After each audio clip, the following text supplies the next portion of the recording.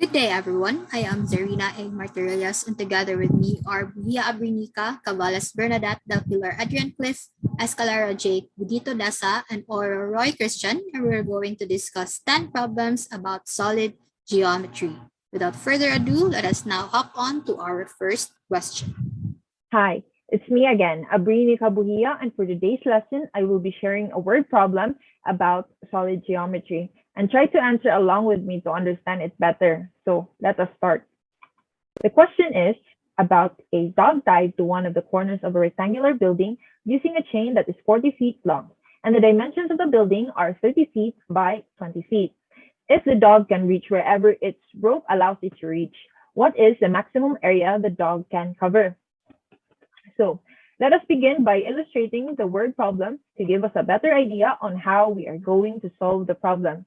So looking at the illustration, we can get these values as our given. We have the width of the building, which is 20 feet, the length of the building, which is 30 feet, the length of the rope, which is 40 feet, which is equal to the maximum reach of the dog. So the problem asks us to solve for the maximum area covered by the dog. So we use this formula where we get the total area by adding areas 1, 2, and 3. And based on the figure, we are going to solve the area of a circle. And we know that the area of the circle is equal to pi times square of the radius. We then get the maximum area that the dog can cover, which consists of the following areas. And please note that the value of the following areas will not be rounded off in order to have an approximate value when we total the areas. So the area 1 is 1/4 of a small 10 feet radius circle on the top. So we multiply the area of a circle by 1/4 and get an area of 25 pi square feet. The same thing for area 2, which is 1/4 of a 20 feet radius circle on the left, which has an area of 100 pi square feet. Lastly, the area of 3 is 3/4 of a big 40 feet radius circle. So for area 3, we are going to multiply the area of the circle by 3/4 and get an area of 1,200 pi feet squared. We then add these computed areas and get a total area of 1,325 pi square feet, or approximately 4,162.6013 square feet. Therefore, the maximum area covered by the dog is 4,162.603 square feet. Greetings, everyone. I'm Bernadette Cavalet from Group 1, and here I am again, giving you one question with solutions from solid mensuration. So the first question is, the area of a trapezoid is 36 meters squared, while its altitude is 2 meters.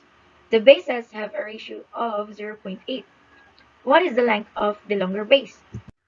So I'll give you time to compute for the answer, or you can just pause the video for the computations. So with that, let's proceed. As we all know, a trapezoid is a quadrilateral with one set of opposite sides that are parallel. And the parallel sides, or A and B, are called the bases. And as per given, we do have here area which is equal to 360 meters squared. And the perpendicular distance between them is the altitude of the trapezoid, which is from the given, it is equal to 2 meters. So to solve this one, from the area formula of a trapezoid, which is A is equal to 1/2 A plus B times H, and from the given ratio of the bases, which is A over B is equal to 4.4 or 0.8. So we can equate for A, which is equal to 4/5 times B as our equation 1. And from the area, A is equal to 1/2 A plus B times H. So we got 360 as the area, 1/2, 4/5 B plus B times the altitude, which is 2 meters. So we can get 36 equals to 9/5 times B. So we can then equate for B, which is equal to 20 meters. Substituting B to 1, we can get A is equal to 4/5 times 20 meters. So A is equal to 16 meters. This makes the two bases be equal to 16 meters and 20 meters. So, from what is asked in the problem, how much is the longest side, we can then say that the longer base is 20 meters. That's all, and I hope you learned something. Thank you. Good day, listeners. I am Adrian Del Pilar, and today I will be discussing to you three problems related to solid mensuration. For our first problem, a vessel in the shape of a cube measures 1.65 liters. On the side is tightly packed with 8 balls and full of water. All balls are identical and are in contact with the walls of the vessel and the adjacent walls. What is the volume of water in the container? To better visualize our problem, we prepared a figure for our problem over here. Okay, so as you can see, the vessel is shaped into a cube, and each side of a cube is measured to be 1.65 liters. Inside the vessel are 8 tightly packed balls. Okay, so each face you can see 4 balls that are identical. Okay, let us proceed to our solution. Let R be the radius of each balls. Let VW be the volume of water inside the vessel. Let VV be the volume of the vessel. And let VB be the volume of each ball. Okay, so going back to our statement earlier, since there are 4R in our second picture over here, which is equivalent to x, or 1.65, in order to get the individual radius of each ball, we will divide 1.65 by 4, which will give us 0.4125 meters. Going back, we are trying to look for the volume of water inside the vessel. In order to get the volume, we will subtract the volume of the vessel to the volume of each ball. Since the vessel is shaped into a cube, we will be using the formula for the volume of the cube, and then the volume for the ball will be the volume of a sphere. As you can see here that volume of the cube is x cubed, and then our volume of the sphere is 4 over 3 pi r cubed, and then we will multiply it by 8 since there are 8 balls inside the vessel. Okay, so plugging in our values, which is 1.65 to the power of 3 minus 8 times 4 over 3 pi multiplied by 0.4125 to the power of 3 will give an answer of 2.14 cubic meters as our answer, or the volume of the water. For my last problem, the length of one side of a rhombus is 33.3 centimeters. One of the interior angles measures 60 degrees. Find the length of the longer diagonal of the rhombus.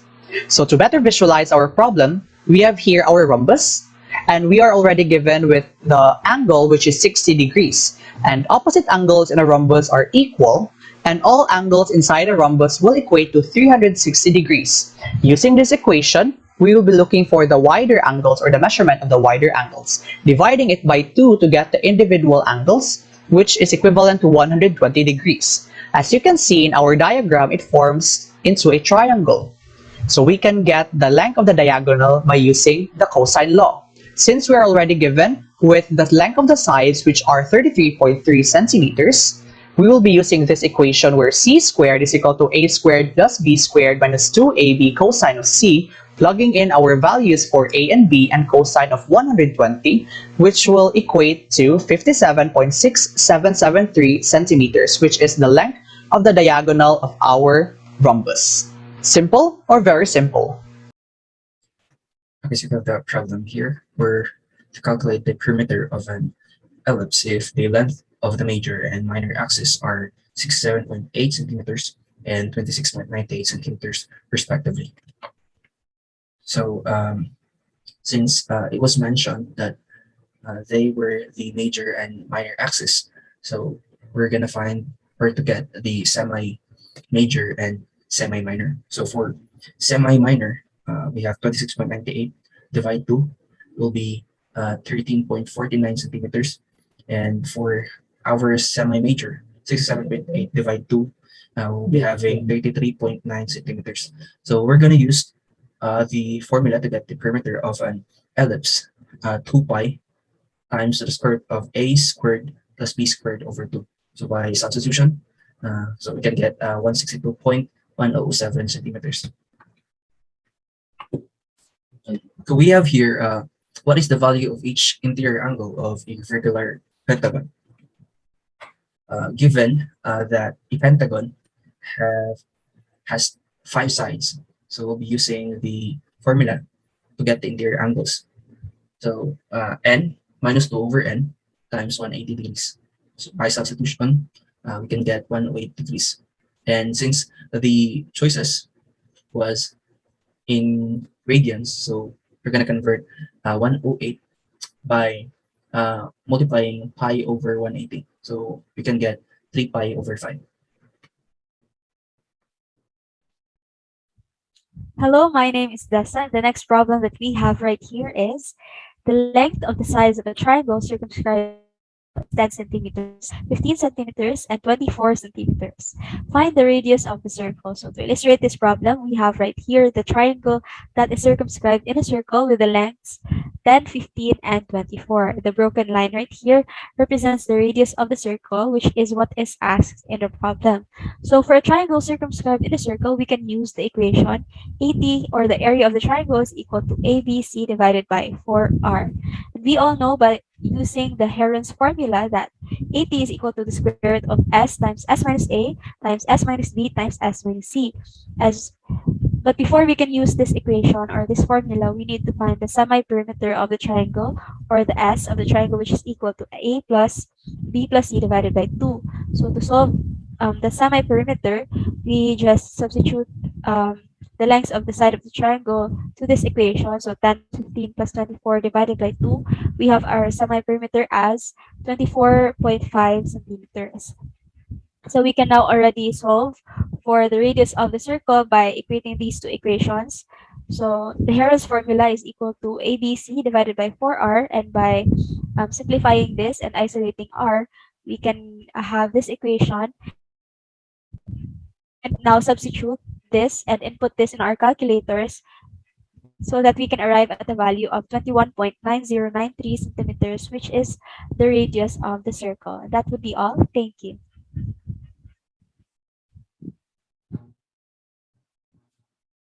For our next question, we are to find the volume of the solid shown below. So we are given with a frustum of a right circular cone with the upper base diameter of 14 feet, lower base diameter of 24 feet, and the slant height of 13 feet. So why is it called the right or the frustum of a right circular cone? So the height shown in the picture is perpendicular to the upper base radius and the lower base radius, and it forms a right angle. So that's why it is called a right circular cone. So we are to investigate the given of the problem. So we have here the upper base diameter, D1 is 14 feet, the lower base diameter, D2 is 24 feet, and the slant height is 13 feet. So to solve for the volume of the frustum of a right circular cone, so we are given with the formula of IH over 3 times the quantity of R1 squared plus R2 squared plus R1 times R2. So for R1 and R2, we are to divide 14 feet and 24 feet by 2. So we're given with R1 is 7 feet and our R2 is 12 feet. So since we are given already with R1 and R2, however, H is still unknown. So we solve H using the slant height formula. So our slant height formula is given as the square root of H squared plus R2 minus R1 squared. It is derived from the Pythagorean theorem. C equals the square root of A squared plus B squared. So our A here is the height, and our B is the difference of R2 minus R1, and our C is the slant height. So we are to substitute the values. Our L is 13 and our R2 is 12 and our R1 is 7. And we will use our calculator to shift solve H. So we're given with the answer of 12. So we are already complete with our values for the volume. So we are to solve the volume, and we will derive at an answer of 3,488.8847 cubic feet. Good day everyone, I am Roy Christian Oro and I will be solving this problem. The arc length intercepted by a central angle is 3.5 inches. The radius of the circle is 1.5 inches. Find the area of the segment intercepted. So if you draw the figure, this is what it would look like. Then red and yellow, that's the area of the sector. And the area of the segment, which is what we want, is the red portion only. So to get that, we have to subtract the area of the sector with the area of the triangle. And we get that theta is equal to S over R. So it is equal to 2.3333 region. Then we can now get the area of the sector, which is 1 half R squared theta. So we get a value of 2.625 inches squared. So now we can get the area of the triangle. So it is given by the equation 1 half AB sine theta, where theta is the included angle and AB is the radius in this figure. So we get a value of 0.8135 inches squared. So we subtract the area of the sector with the area of the triangle, and we can get that the area of the segment is 1.8115 inches squared. That is all. Thank you.